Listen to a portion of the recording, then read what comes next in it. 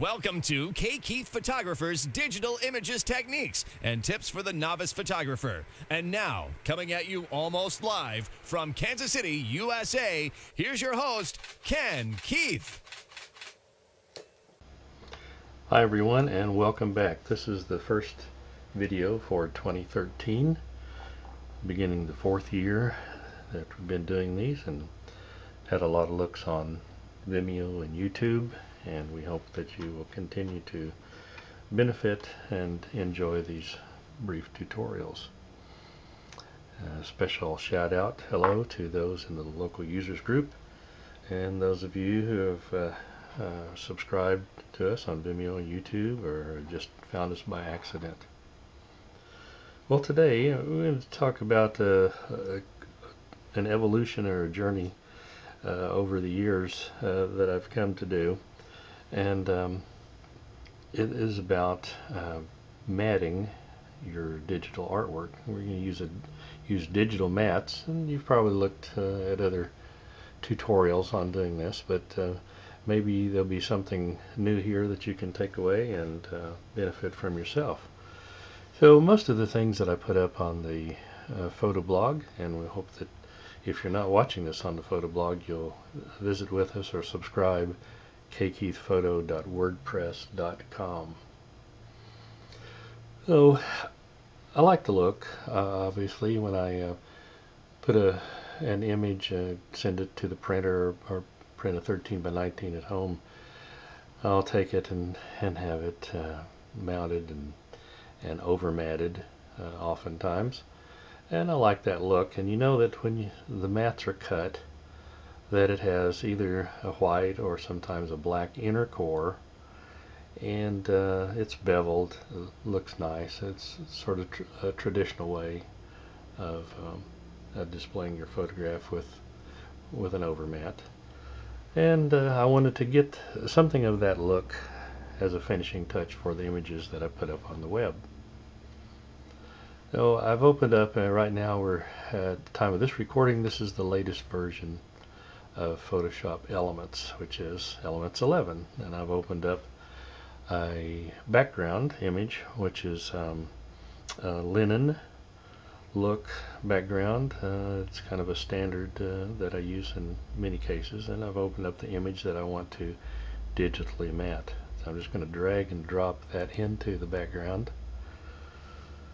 You can also do this once you have a background. You can use the place command and place it in and resize it and all that sort of stuff.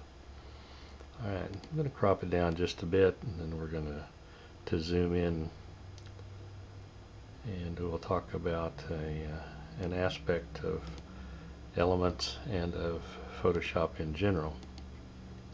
So some time ago I thought, well, this would be really easy to give an impression of matting.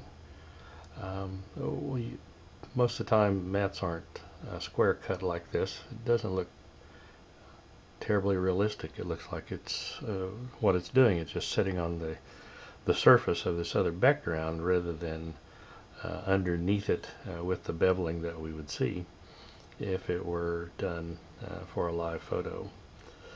So I thought, okay, well, let me do this. Let's go up to Edit. We're going to stroke outline selection. If you use the place command, this will come in as a smart object, and you have to simplify or rasterize that layer before this will work. So the first thing I'm going to do, let's go for 10 pixels. White. We'll assume that this mat was cut and it had a white core. Click OK and select inside, and we're going to go OK and zoom in, and we have a nice little sharp corner there, and this may be the point that you want to stop, or you could add some beveling to it to make it look a little more realistic. But I thought that in order to pull this off, that there should be, you would have a harder edge and a bit of a shadow, depending on how the light was falling on it and all. And once again, this still, if you get close up, it just looks like what it is. It's lying on top of another layer, or on top of the mat rather than underneath it. So I said, aha, well, let's do this. Let's go in and go edit stroke outline, and this time we're going to put a darker edge, maybe a neutral gray, and we're going to put it just on the outside of that. And then when I zoomed in, I said, well, darn, it didn't give me a nice 90-degree edge at all. It gave me a diagonal, and it's also kind of stepped here, little pixels, little square pixel steps. I go, well, I don't really like that, so what am I going to do? Well, there's a couple of things that you can do, and a way to fix this. This is a characteristic of Photoshop, both the full version and Elements, that on an inside, if you do this on a stroke on the inside, it'll be sharp. If you put the stroke on the outside, it will look like this. Now, at the resolution of a photograph on the web and pulled back to its probably normal viewing, that would be very difficult to see. And you can stop at this point, but it just kind of bugged me, and there's no direct workaround for that. So what will I do? Well, one solution would be simply to go to your brush tool and get a square brush the size of this and fix your four corners with a square brush. It has a little bit of shading that you can knock off. You could also draw from top to bottom, side to side, and make it square that way. But I thought, well, that's kind of a hassle, so let's go back a bit, and this time what I'm going to do is I'm going to go ahead and control click on your thumbnail. It's going to load that, and instead of going for an outside stroke, I'm going to go for another inside stroke, but at approximately half the width of the original inner stroke. Once again, the color gray, and there you have it.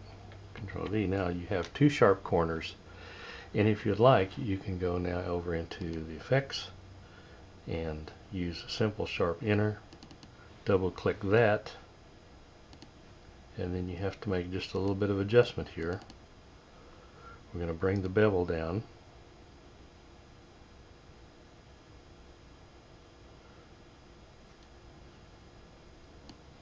and we're going to about 3 pixels, and then click in the direction of the bevel is going to be a down bevel.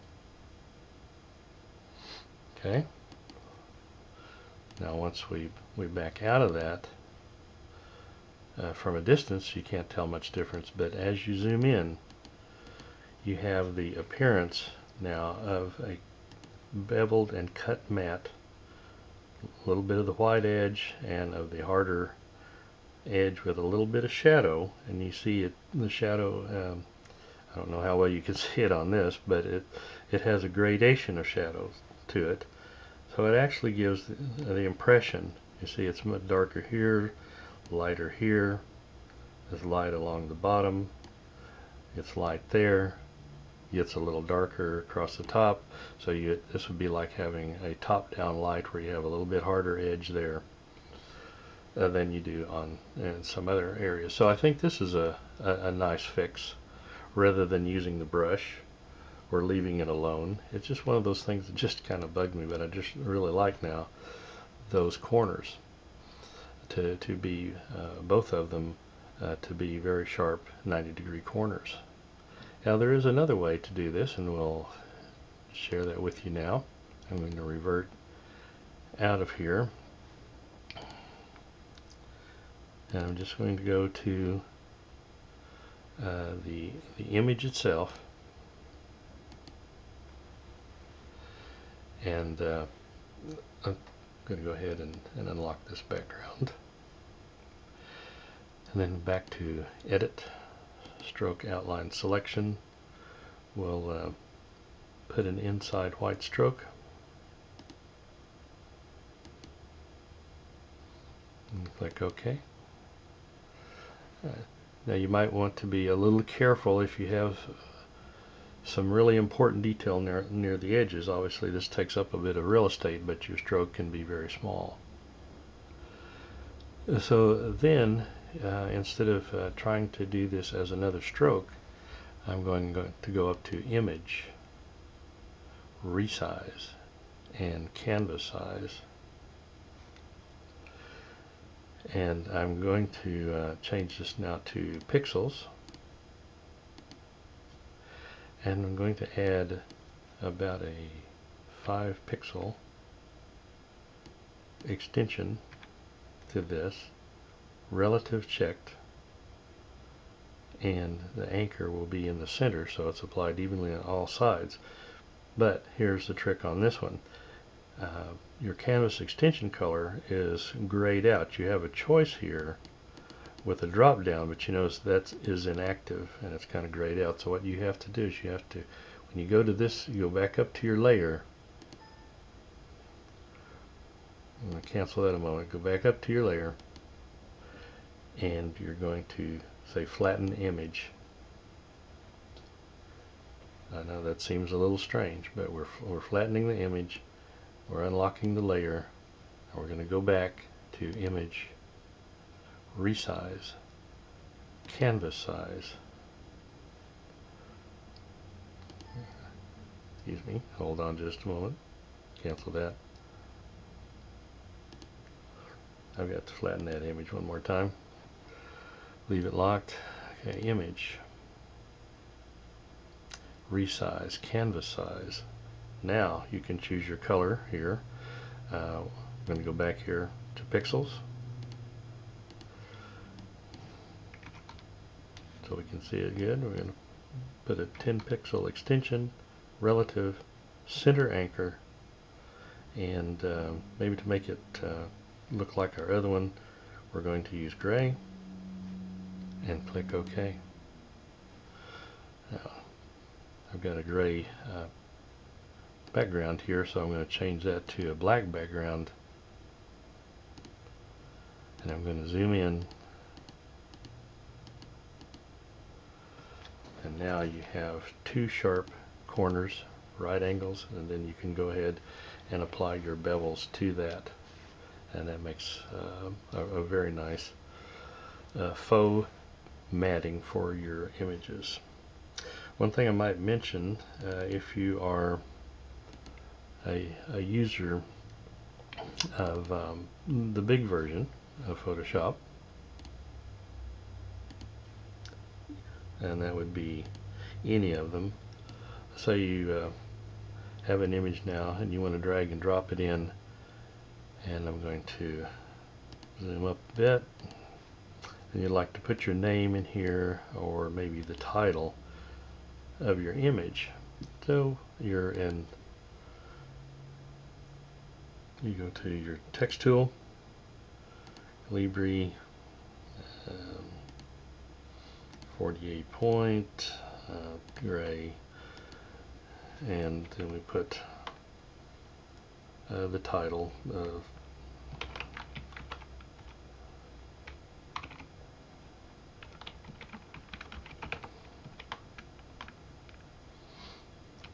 like that, and you decide you need some more spacing. Well, if you're in Elements, you can do a drag and drag your handles like this if you like.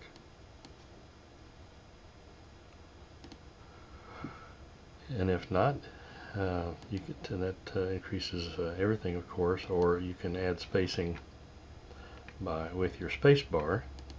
You space it out.